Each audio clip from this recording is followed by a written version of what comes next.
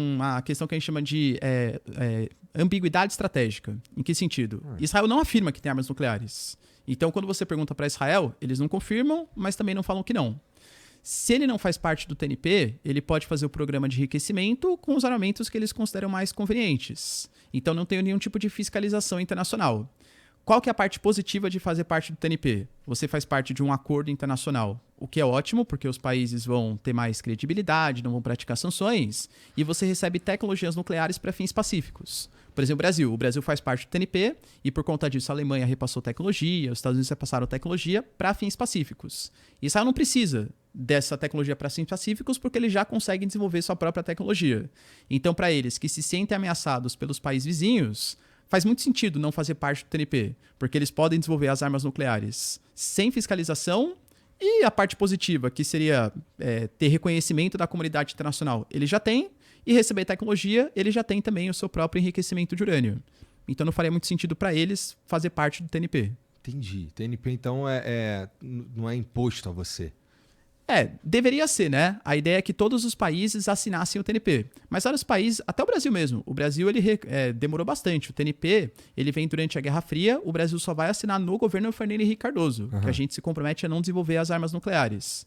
Mas, teoricamente, deveria ser, né? Todos os países deveriam assinar o Tratado de Não Proliferação. O próprio Irã, por exemplo, assinou o Tratado de Não Proliferação.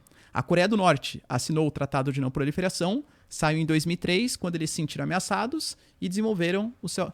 Esse é um bom exemplo, por exemplo. Talvez quem é o mais maluco do mundo que não seja o Kim Jong-un? O Kim Jong-un tem uma arma nuclear. Ele alega que é para fins de dissuasão. E realmente ele nunca, pelo menos até o momento, ameaçou oficialmente mesmo, que parecia que ia fazer, um ataque nuclear contra o Japão, contra a Coreia do Sul. Por que o Irã usaria também, a não ser para elemento de dissuasão? Na minha concepção, né, Igor? Eu acho que assim, ou todos os países não têm armas nucleares, ou todos têm. Acho que até já dei esse exemplo aqui. Se a gente for considerar que uns são mais malucos do que outros, é uma visão muito ocidentalizada do que seria ser maluco. Um país extremamente imperialista como os Estados Unidos, que interferiu no Vietnã, interferiu no Afeganistão, interferiu em vários países, os países orientais podem ser considerados como países malucos. É um país que já usou arma nuclear contra o Japão, Hiroshima e Nagasaki, na Segunda Guerra Mundial. E aí, duas ainda por cima. Duas, né? Exatamente. Eles são os sensatos que vão poder falar quem pode e quem não pode ter arma nuclear. E aqui eu estou tentando fazer a defesa da visão oriental, né? Porque é a visão de alguém que tenta analisar a geopolítica de maneira mais imparcial possível, tentando ver todos os lados. Eu confesso que eu mesmo me sinto mais confortável vendo dos Estados Unidos ter arma nuclear do que vendo do Irã ter arma nuclear. Mas eu estou tentando ver a visão iraniana do fato, porque eles alegam que eles se sentem ameaçados pela visão ocidental do mundo. E convenhamos que tem certa razão, né, nos seus argumentos.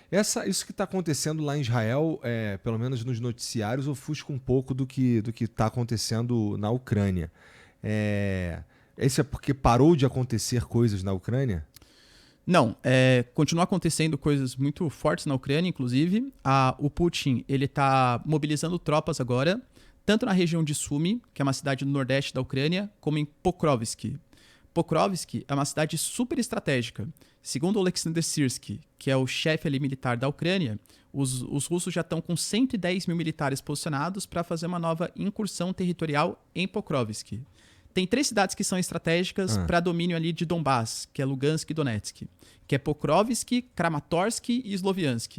Se o Putin conseguir dominar esses territórios, ele consegue talvez o objetivo dele principal, que é o domínio da região de Donbass.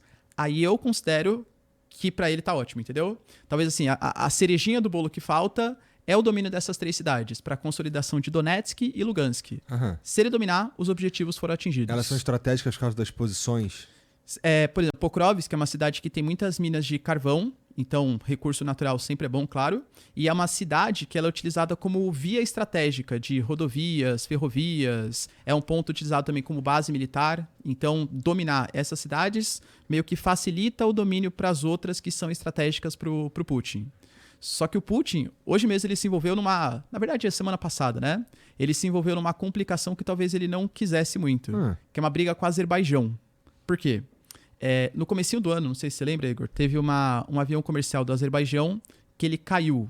Ele estava indo do Azerbaijão em direção a algum país, não lembro qual exatamente, e ele passou pelo espaço aéreo da Rússia e a defesa da Rússia acabou atacando o avião comercial. Aparentemente foi sem querer, não foi um ataque proposital, mas matou civil e tal, né? E o Putin, ele nunca pediu desculpa oficialmente por isso. Falou assim, não, a gente vai averiguar, ver o que aconteceu, mas desculpa oficialmente não pediu. Já abalou um pouco as relações. A gente teve na semana passada 50 azeres, que é o pessoal do Azerbaijão, né? Que foi preso na Rússia. A Rússia alega que foram por crimes que eles cometeram nos anos 2000, enfim. Só que o Azerbaijão considera que está acontecendo uma perseguição étnica contra os azeres na Rússia. Até porque a gente teve também denúncias de tortura, algumas pessoas não foram só presas, elas foram mortas também, e aparentemente não foi com tiro, teve marca de asfixia da polícia. Então o Aliyev, que é o presidente do Azerbaijão, ficou revoltado e falou assim, não, Rússia, você tem que prestar aí, pô, o que está acontecendo? Tem que prestar os devidos esclarecimentos. A Rússia falou que era um movimento só interno deles, que não competia ao Azerbaijão. O Azerbaijão ficou revoltado, invadiu o Sputnik, que é o site de notícias russo, que tem uma base no Azerbaijão, prendeu o editor-chefe, aí começou a perseguir russos também no Azerbaijão. E essa disputa ela é muito perigosa para a Rússia, por quê? O Azerbaijão ele fica numa região super estratégica chamada de Cáucaso, que fica ali embaixo do território da Rússia. É uma região que passa gasoduto, oleoduto, o Azerbaijão mesmo é um bolsão de gás natural. E o Azerbaijão é um país muito estratégico naquela região do Cáucaso. Tem Armênia, Geórgia e Azerbaijão. Os grandes aliados dos russos ali são os armênios. Só que a Armênia meio que rompeu relações com a Rússia no ano passado. Por quê? Tem um conflito entre Armênia e Azerbaijão, que é uma região chamada de Nagorno-Karabakh. E quando os azeres partiram para cima, o que a Armênia esperava? Que a Rússia defendesse o território para os armênios. Só que a Rússia estava envolvida num conflito com a Ucrânia e tal, e não ajudou os armênios. Se a Rússia ajudasse a Armênia contra o Azerbaijão tem um outro aliado muito importante na região, que é a Turquia. E aí ia complicar para o Putin, por quê? Ele ia comprar uma briga com o Azerbaijão e com a Turquia, em meio ao conflito com a Ucrânia. Então meio que o Putin abre mão, entendeu? Pô, Armênia, se ferra aí, vai perder o território de Nagorno-Karabakh, e o Azerbaijão gosta do Putin? Mais ou menos, né? Uma relação de mútuo respeito, vamos colocar assim. Agora, com essa disputa que está acontecendo de prisão de jornalistas, perseguição de azeres, perseguição de russos, isso pode fazer com que essa região que é tão estratégica e o Azerbaijão, que é grande aliado do Erdogan, da Turquia, seja mais o inimigo do Putin. E aí pode ser um ponto de preocupação pro Putin. Daí ele vai ter que prestar atenção em 2 lugares ao mesmo tempo, né? Exato. Tanto que as palavras da Rússia, elas foram todas no sentido de tentar apaziguar a situação. Não, a gente fez isso, mas não é perseguição étnica, é só por questão mesmo de... eram criminosos. Mas aparentemente o Azerbaijão não está muito disposto a aceitar o pedido de desculpa, não. Os caras estão considerando que sim, a Rússia faz perseguições étnicas contra os azeres na Rússia. Caraca, e a Rússia tá. E lá na Ucrânia, a Rússia tá investindo para valer nessas 3 cidades que você falou. E se eles conseguirem isso daí, a gente pode esperar que o Putin dê uma segurada nessa guerra aí. Acho que Porque sim. é o grande objetivo dele, é aquela região. Exato. Resolvido isso daí, a princípio, dá uma esfriada. Exato. A tendência, né? Hoje o Macron ele ligou pro Putin também. Os dois falaram numa tentativa de cessar-fogo e tal. E eu acho que o Putin, se fosse hoje... Não, tô especulando aqui, né? Não tenho informações privilegiadas. Mas acho que se fosse hoje, com os territórios que já foram conquistados pela Rússia, mesmo sem Pokrovsk, Kramatorsk, pro Putin já tá excelente. Já conquistou o acesso à Crimeia, já tem acesso a solos muito férteis de Chernozyon, produz muito trigo, cereais, controla a usina de Zaporizhia, tem acesso à Crimeia. Excelente. É que ele vai tentando postergar o conflito, porque para ele... faz muito mais sentido continuar a guerra, já que a Ucrânia está mais frágil e possivelmente perdendo o apoio dos Estados Unidos. Por exemplo, o Pentágono, o Pete Hegseth, ele já falou que para o próximo ano a tendência é que reduzam os gastos de ajuda para a Ucrânia.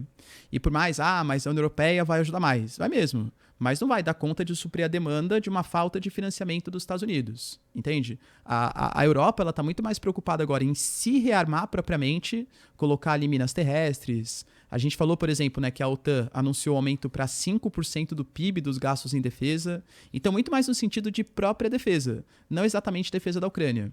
Então, tanto que o Zelensky ele vem colocando que a sua inteligência já percebeu que existem movimentações da Rússia, que está disposto a fazer ataques na Estônia, na Lituânia, na Letônia, na Polônia. Por quê? Acho que ele quer chamar atenção para a causa. Não pode me esquecer. eu aqui estou lutando uma guerra contra a Rússia e é importante que eu seja utilizado por uma proxy war, uma guerra de procuração, para combater os russos. Porque se vocês não combaterem os russos agora, eles vão partir para cima de outros territórios da OTAN. O Putin falou que é mentira. O Putin ele anunciou que para o ano que vem ele já pretende reduzir os gastos militares da Rússia. A gente teve algumas declarações um pouco dúbias em relação à economia russa. O ministro da Economia da Rússia falou há cerca de 2 semanas que a economia da Rússia estava à beira da recessão. Uhum. Depois que ele falou isso, no dia seguinte ele mudou a opinião, falou assim, não, mas calma, eu falei à beira, não quer dizer que está na recessão, tem que mudar algumas posturas, tá? Deve ter sofrido uma pressãozinha interna ali, né? E o Putin anunciou também que vai reduzir gastos militares. Hoje, a Rússia gasta 7% do PIB em defesa. Se for pegar todos os gastos federais que a Rússia tem, cerca de 35% é só no setor de defesa. A Rússia tem que manter um juros altíssimo para receber investimentos, isso dificulta financiamento, isso trava a economia. Para a Rússia é meio complicado também sustentar essa guerra. Então penso eu que a Rússia ela aceitaria fazer um cessar-fogo agora, se comprometendo o Ocidente a praticar o fim das sanções, tal, porque seria bom para a Rússia também. Entendi, faz sentido.